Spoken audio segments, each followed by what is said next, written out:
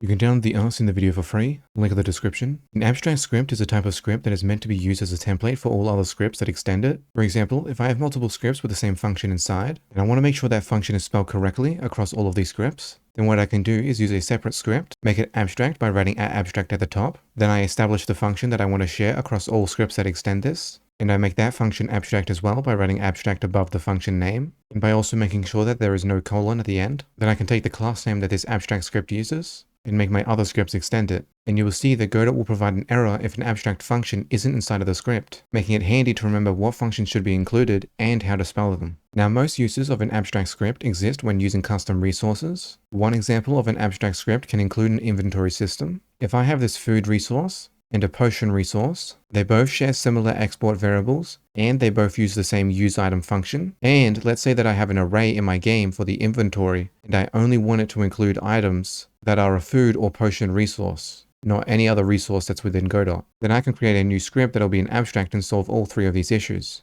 Go to File, New Script, name it Item Resource, and hit Create. We establish abstract at the top, and we'll provide a class name of item, which we can use on our food and potion resources. We can now replace the extents from resource to item on both of our resources.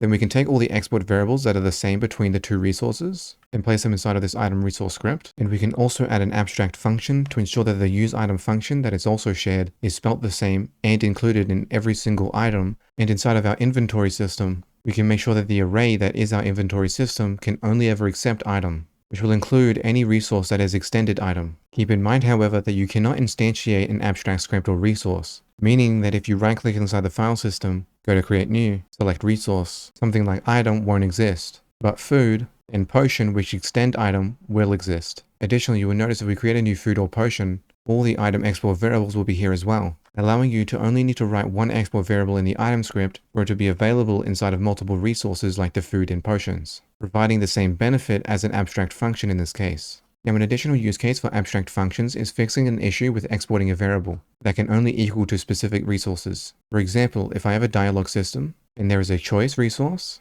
a function resource, and a text resource, I want to export an array that can only be equal to one of these three choices. To do this, you can create a new script, make it a resource, and give it a class name. Then you make all three of those resources extend that resource. However, because that resource isn't an abstract, you will be able to choose it as you can instantiate it. But to avoid that, make the script an abstract. Now you will only have the three choices that we want. This is because we can't instantiate an abstract resource, as abstract scripts are only intended to be templates for other scripts or resources. Now you have a basic understanding of abstract resources, 2 examples of using them, which you can add to any of your Godot games. And don't forget that you can check out the project files, link in the description.